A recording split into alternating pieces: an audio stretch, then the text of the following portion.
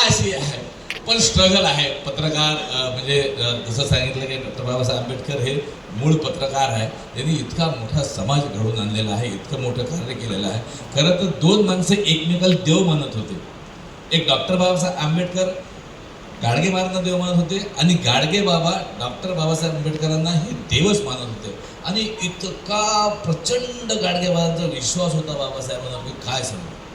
म्हणजे त्यांचं म्हणणं असं की हा जो समाज आहे, हा समाज जो संपत चालला होता, त्याला पेटून उठवण्याचं म्हणजे मूक नायक जे म्हणतात, त्याला पेटून उठवण्याचं काम, जसं मगाशी म्हटलं की बाबा गुलामाला गुलाम असल्याची जाणीव करून द्या म्हणजे तो पेटून उठेल, तर ते काम परमपूज्य डॉक्टर बाबासाहेब आंबेडकरांनी केलं आहे, त्या समाजासाठी केलं आहे. आणि आज त्या वटवृक्ष झालेलं आहे, त्याची फळं आज आपण सगळे मिळून चालतो आहे.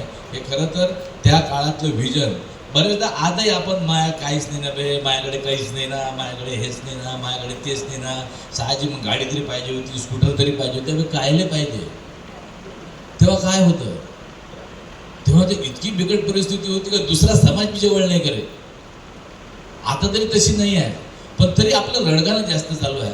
तर रडू नका, जे काम करायचं ते काम करा, काम करत राहा. कारण बाबासाहेब आंबेडकर तुम्ही सांगा, माहीत म्हणजे बाबासाहेब आंबेडकर हे नाव घ्यायची पण लायकी नाही. खरंच सांगतो, इतकी मोठी विभूती, इतकं मोठं शिक्षण, एवढं शिक्षण करून रजो काय विचार असेल माणसाचे की इतका शिकलेला माणूस, ते तुम्हाला माहीत आहे सगळेला आहे. पण बाबासाहेबांचं म्हणणं असं आहे की ह्या शिक्षणात माझे पाय अजून गुडघ्यापर्यंत पण भिजलेले नाही आहे. हे बाबासाहेबांचे विचार आहे.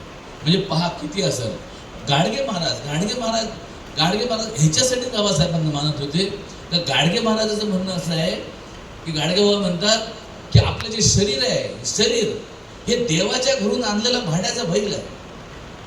म्हणजे विचार करा, आपण गाडगे महाराजांना निरक्षर म्हणतो,